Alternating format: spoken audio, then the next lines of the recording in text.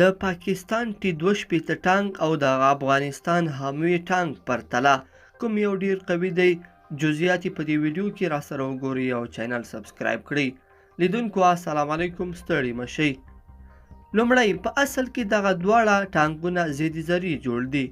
دویم حامي په 1984 کې جوړ شوی او T-2 په 1961 کې جوړ شوی دی. دریم حامي مختلف توغندۍ استعمالوي او T-2 یوازې 100 ملي متره توپ استعمالولی شي.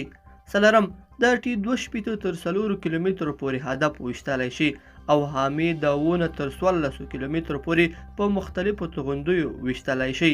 پنځم T-2 د RPG او دې ته ورته نورو د ټانک ضد توغندیو په مقابل کې د ځان خوندیتوب وړتیا نه لري. حال دا چې حامي پرته د IGTM د ټانک ضد توغندۍ پرته نور ټولو ضد ټانک وسلو په مقابل کې پوره د ځان خوندیتوب وړتیا لري. شپږم حامي په یو ساعت کې 173 کیلومتره واټن وهلی شي. حال دا چې T-2 په یو ساعت کې 40 نه تر 50 کیلومترو پورې واټن وهلی شي. اووم په یو وخت کې کولی شي چې حامي ټانک کې 11 رقمه وسله نصب کړی شي.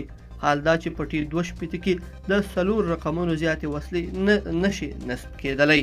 لیدونکو په دې هیله چې دا مطلب به مو را سره تر پایه پورې لیدلی وي. که مو دغه ویډیو خوښه شوې ویډیو لایک کړئ او چینل سبسکرایب کړئ. تر بیا ښه وخت.